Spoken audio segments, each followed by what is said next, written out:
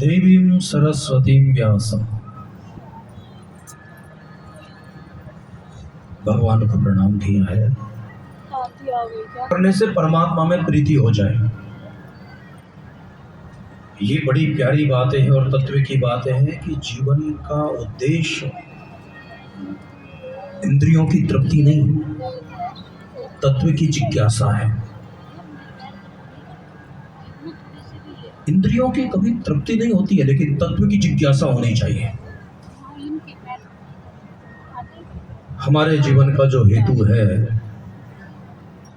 धर्म का हेतु अर्थ नहीं, अर्थ का हेतु धर्म होना चाहिए।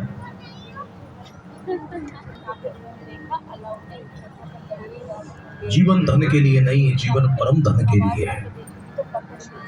भैया जीवन में इतनी व्यस्तता भी क्या कि भगवान का नाम भी नहीं। क्या करें महाराज जी, अब आज के जमाने में समय किसके पास है?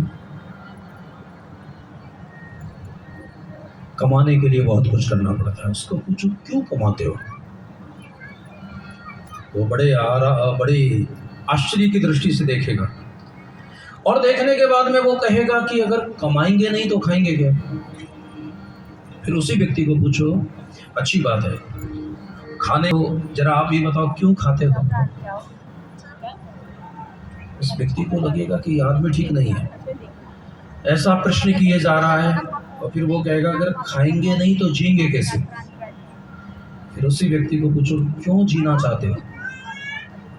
बहुत कम लोग हैं जो जीवन का उद्देश्य जानते हैं।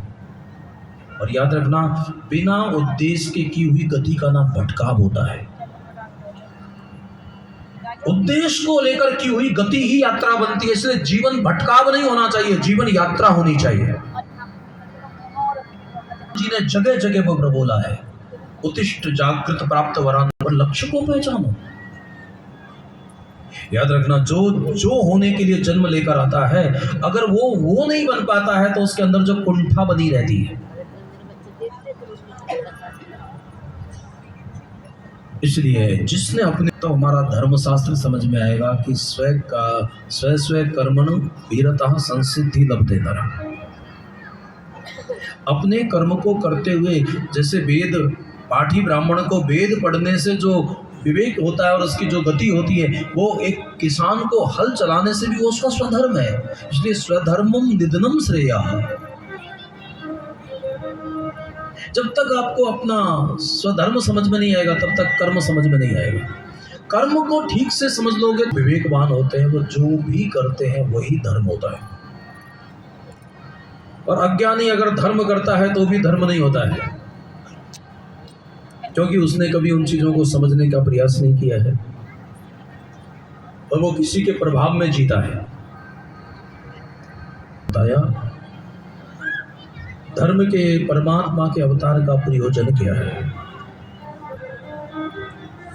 यदा यदा हि धर्मस्य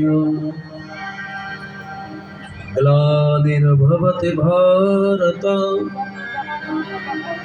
अभ्युत्थानमधर्मस्य तदात्मानं सृजामि।